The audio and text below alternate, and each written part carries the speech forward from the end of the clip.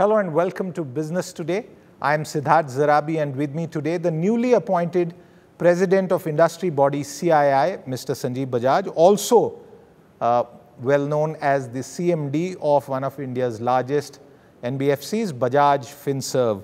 Welcome to Business Today, Sanjiv, and before I begin, congratulations for taking up what is clearly an important job when it comes to broader industry, government relationships and the reach out.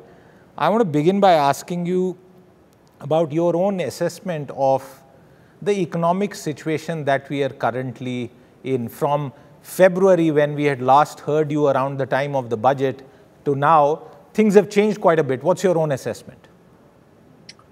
Thank you, Siddharth. We clearly have some tailwinds from the last few quarters where we've seen a steady increase in growth. We've seen the capital investment cycle start across multiple private sectors, like not only your chemicals, not only commodities, but also transportation, also electricity. We are seeing this in real estate and housing. Unfortunately, also because of the impact of war, and in this case, we are talking of the economic impact. We are seeing further disruption in supply chain. We are seeing the effect of higher oil prices, which is causing inflation to rear its ugly head up. And these require resolution. We believe that there are actions that can be taken to moderate the impact of inflation so that we continue to see the growth on the domestic consumption cycle. We continue to see the strong exports, in India with the changing geopolitical situation as an even greater opportunity. And we continue to see this capex investment cycle growing across multiple more sectors. Sanjeev, we've seen the last 3 years of the economy pass through a couple of cycles. I don't want to go too much into the past, but for the present, how surprised are you at the specter of inflation and the price rise that we have seen, which is now becoming more generalized? And while some of it was attributable to post-COVID and the manufacturing-led part of it, now inflation has suddenly become the greatest worry on the horizon. One thing, Siddharth, over the last many years, actually since the global financial crisis, that industry has learned is to live in uncertain times. When we think one crisis is just about over, another one somehow seems to pop up. And hence, building agile businesses is more important than anything else. In the current situation where it comes to inflation, while we see multiple factors, both real and those that are created because of external uncertainties, to the common man, the two big drivers are fuel prices and food prices. Now, we are hoping that we have another good monsoon, as the early forecasts seem to show, which means that that along with strong MSP should take care of at least food prices. As far as fuel prices is concerned, in the last few years when oil prices were low, taxes have gone up. And that is where as CII we suggest that the center and states, through a collaborative effort, bring down taxes so that it burns less of a hole in the common man's pocket. We believe that this will also have multiple growth effects on the economy, because that will aid then the consumption cycle, which will then further aid the next investment cycle. So that is what we hope happens in the immediate short term. Sanjeev, we saw in the last few months a bit of a strange situation play out as far as pump prices are concerned of petrol and diesel. From November till elections, there was no increase. Then there was a sudden spurt spread over a few days, 10 rupees. Now for 40 days and counting, prices have been frozen again. This is clearly against the daily price movements formula that had been put in place. How comfortable or uncomfortable are you with this kind of a situation? Well, the reality is that oil prices have gone up and they need to be transmitted. And we believe that a more uniform transmission makes more sense. It just helps to reduce volatility around that also for everybody concerned, whether it's the individual or with businesses. I'm not going to get into the politics of that. That's a completely different issue. Well, I understand that. And if I kind of recap your answer, you were saying on one hand, let market forces drive retail prices, but also use the lever that is with state governments, which is the VAT, as well as the center, which is excise, to provide relief to the common man, and we'll see what happens. The other part, and this is something I'm very keen to hear your thoughts on as one of India's smartest finance brains, how much will interest rate hikes control supply side led food inflation? As you know, your monetary policy can largely take care of demand side, not supply side. So it will have some impact, but it cannot be the only action. And that's why we have to see that supply side constraints also get removed. We have to bear with those for a certain period of time. And that's why, as I mentioned earlier, we are hoping for a good monsoon, which will partly take care of it.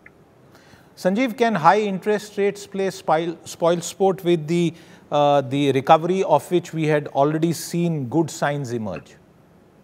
I don't think so that for the current level of interest rates. Let's keep in mind that interest rates are significantly lower than prior to start of the pandemic. What we're just seeing is a normalization of that cycle beginning. And that's what we would actually expect for a few more interest rate hikes. We just hope that RBI, of course, sprang a surprise this time in the timing. Otherwise, has been very circumspect of balancing this out and providing a reasonable set of triggers on the basis of which they would decide. We hope that when they come back in June, they do the same thing so that it allows industry to align with it and plan for it. Having said that, you know, we've come out of this pandemic actually stronger. Whether you're a bank or whether you're a manufacturing entity, everybody has tightened their belts. Margins, as you know, we saw record profits over the last year or so. Some of that has got eaten up by input costs going up, but we are still much better than where we were 2 years ago. Also, unlike in most cycles where in times of excess liquidity and low interest rates, you see huge investments, this time, because of the pandemic, we did not see those investments. We actually saw a deleveraging of balance sheet. So I believe we are primed right now for higher investments. The external situation is something that is uncertain. So I'm just hoping that less the impact of that, easier it will become for private sector to move ahead.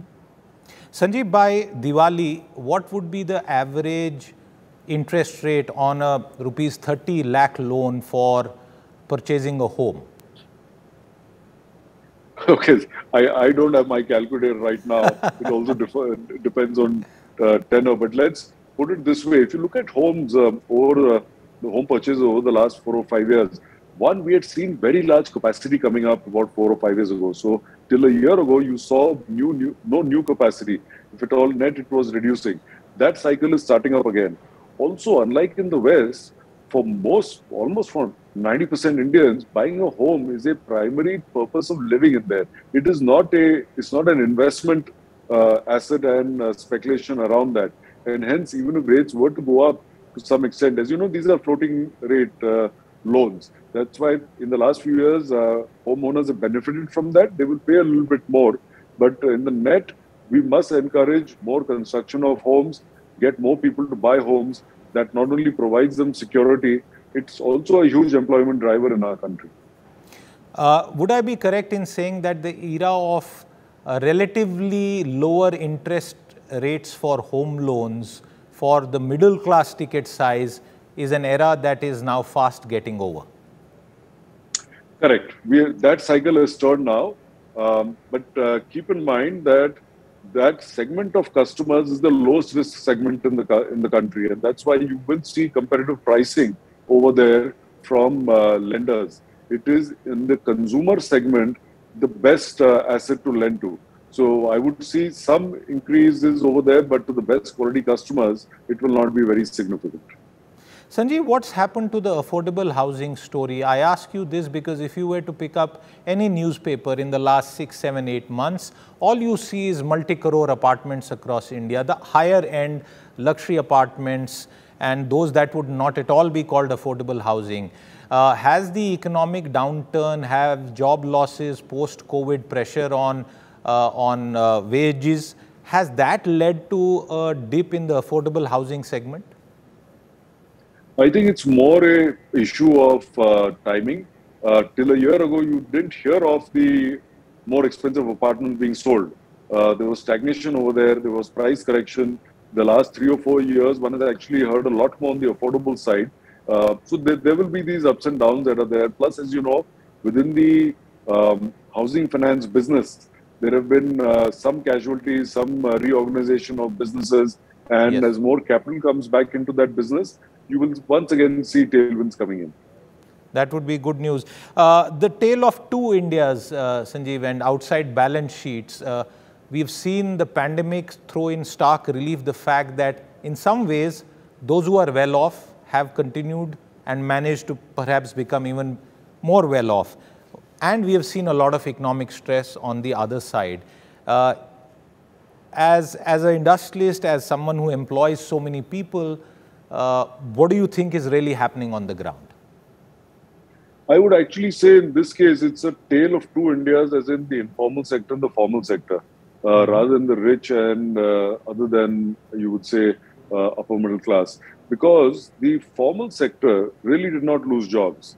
I don't know of too many cases where companies let salaried workers go or staff go. If at all, what we're seeing right now in certain sectors like the technology-led sectors is shortage of manpower. What we did see is the informal sector get hit hard. Because by definition, they don't as easily get access to capital as the formal sector. And that's where many of them went back home to their homes in rural India. And that's where government support for the non-agrarian population in rural India continues to be a requirement through the various welfare schemes that the government has. But this is part of a cycle in the short term.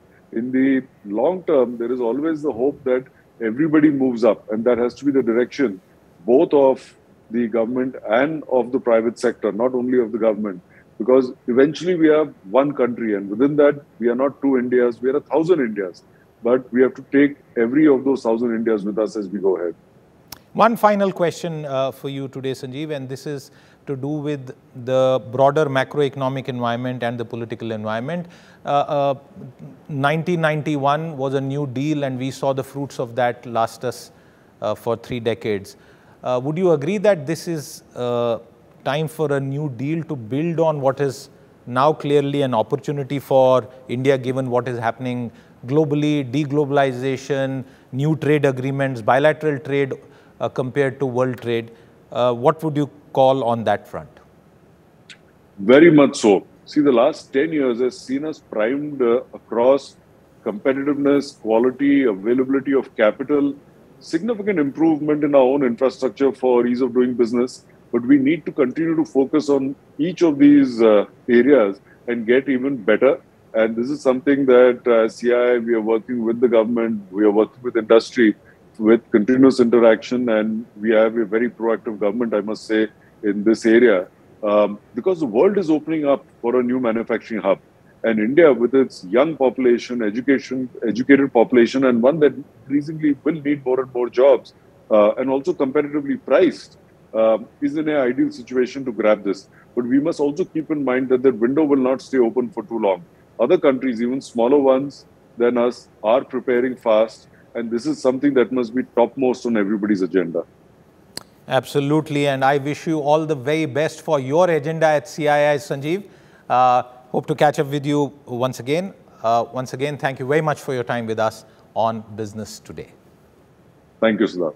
Good talking.